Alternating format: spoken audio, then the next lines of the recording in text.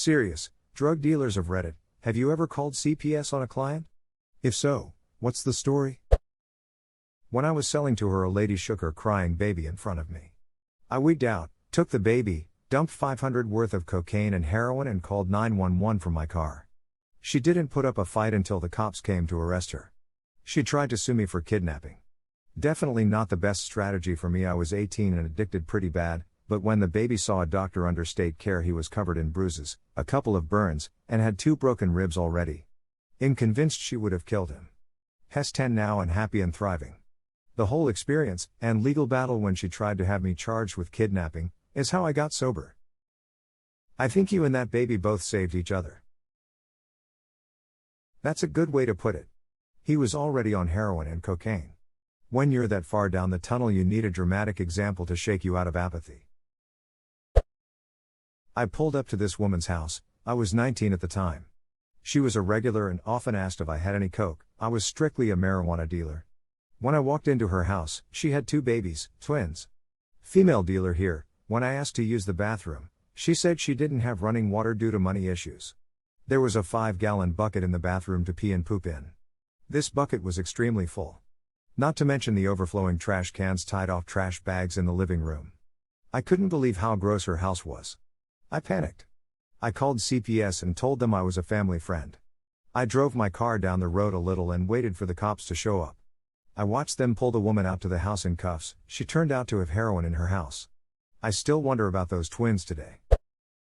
Not sure if this counts, but in the late 1990s, I used to sell reefer part-time while I was in college. One of my regular customers turned his sister on to me. She called for a delivery. No big deal. I went there one time. She had 3 little kids. Like a couple toddlers and an infant. Her house was full of cockroaches. I was disgusted. I called CPS. Not because of the drugs and babies, but because of how ducking filthy that house was. It caused a lot of problems for her and her boyfriend. They were in the system for a long time. Not sure how it all turned out. But, fuck that woman. Real short and simple. Yes, a friend of my girlfriend introduced us to her neighbors who were like 50 to 60-year-old hippies that looked like a bad acid trip but bought weed regularly for full price. Couple months down the road they start being more friendly with my girlfriend and I and start talking more when we'd go drop off the shit. The topic began with her telling us how she has custody of her daughter's oldest born because her daughter was sitting time at a women's prison. Backstory on the kid: looks 15 but clearly has the mind capacity of a 6 or 7-year-old, not sure what was wrong with her specifically but you could tell there were issues. Near the end of the conversation about her daughter she brought up the fact that her granddaughter was prescribed Adderall 30XR and whenever they got her prescription they'd dump all the little beads into a bowl to use whenever they couldn't find meth or whatever they needed and instead fill the Adderall with Benadryl to make the kid sleep. Till this day I'll never forget the emotions I felt after getting out of there and sitting in my car. My hands were shaking so bad it was hard to Google information about CPS, much less type information in. I felt goosebumps in every pore of my scalp. As a father of 2 I never knew such evil existed. Obviously in movies and shit but never experienced something firsthand like that. One of my friends used children's medicine to make her daughter sleep whenever she didn't want to deal with her. When the grandma took the baby and there was a few months where she cried, a lot. She was going through withdrawals because her mother had been giving her this pain medication for so long. This is heartbreaking. You didn't quite say, but I hope the grandma persevered through the crying until the child made it past the withdrawals. I don't know if there's any increased risk of that child being more likely to become addicted to other drugs in the future, but I hope not.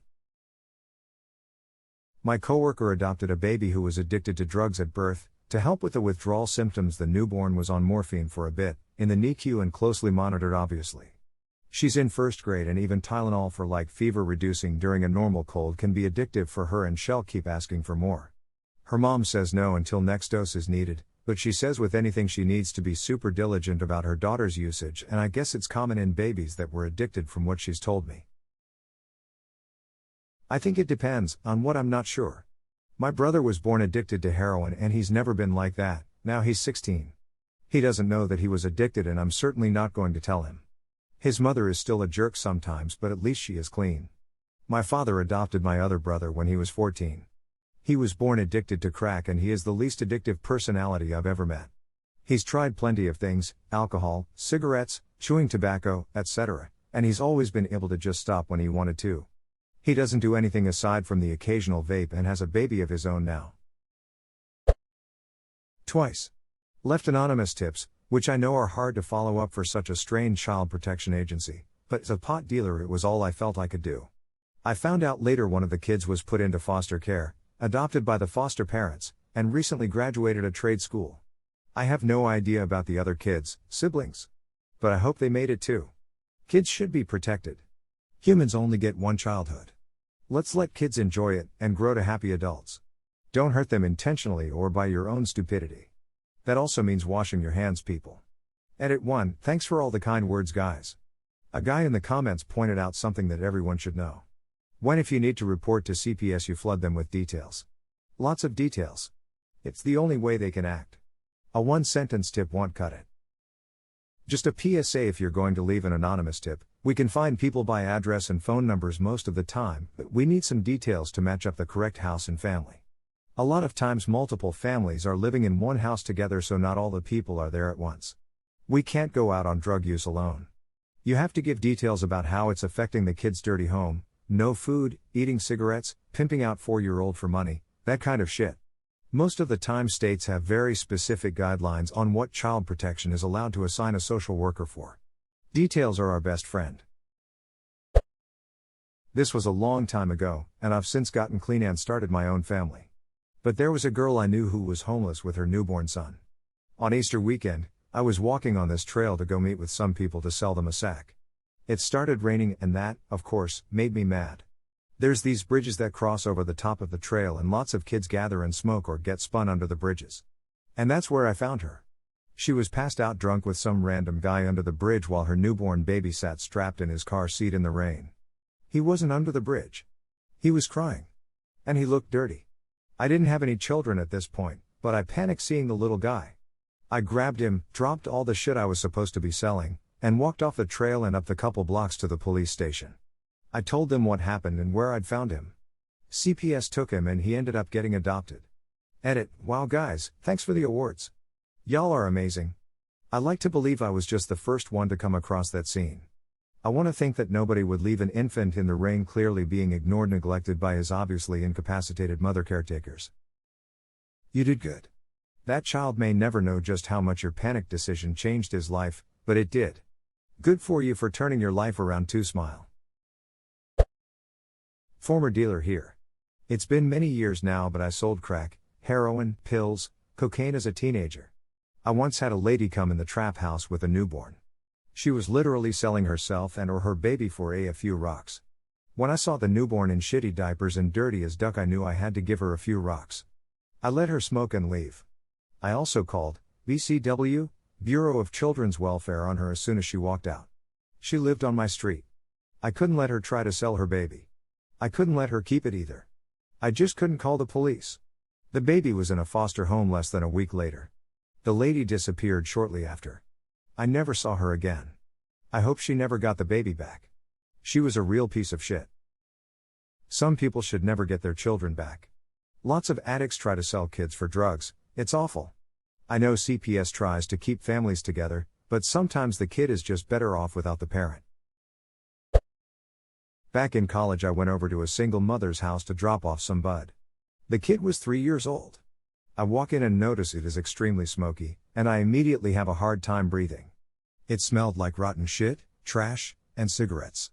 I was there for about 3 minutes and went to use the bathroom, where I noticed fresh and dried blood on the toilet and shit smeared all over the floors and up the walls. The shit was old and hardened, and dead bugs were in the corners of the bathroom and piled on top of the feces. But that isn't the only icing on the cake. Once I left the bathroom, I went back out to the living room area and saw a big ass rat run right across the floor. Looked like he came right out of Ratatouille. Then the mother asked me if I wanted to take opioids, so I got the duck out of the house and called CPS. Throwaway.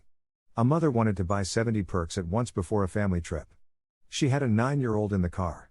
Called CPS on the bitch. Never will I ever deal you drugs in front of your kids. Duck. Drop them off. Jesus, that had to be expensive as duck. Probably why most of those types end up turning to heroin once their tolerance goes up.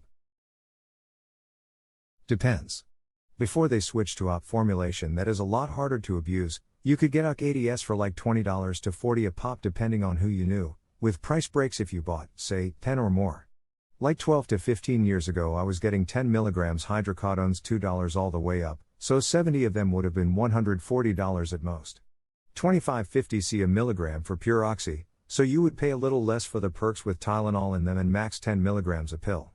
People still turned to dope, but pill habits were easier to manage. Literally as soon as they announced OP formulations it was $30 to $35 for a single 30 mg oxycodone tablet, just jumped to $1 mg. So they could have been paying anywhere from like $280 up to $600 plus for the pills, plus you got vacation money long enough to need 70 pills to last a while. Anyways, yeah, after OPs came out and every pill became a lot more expensive, a lot more people switched to dope.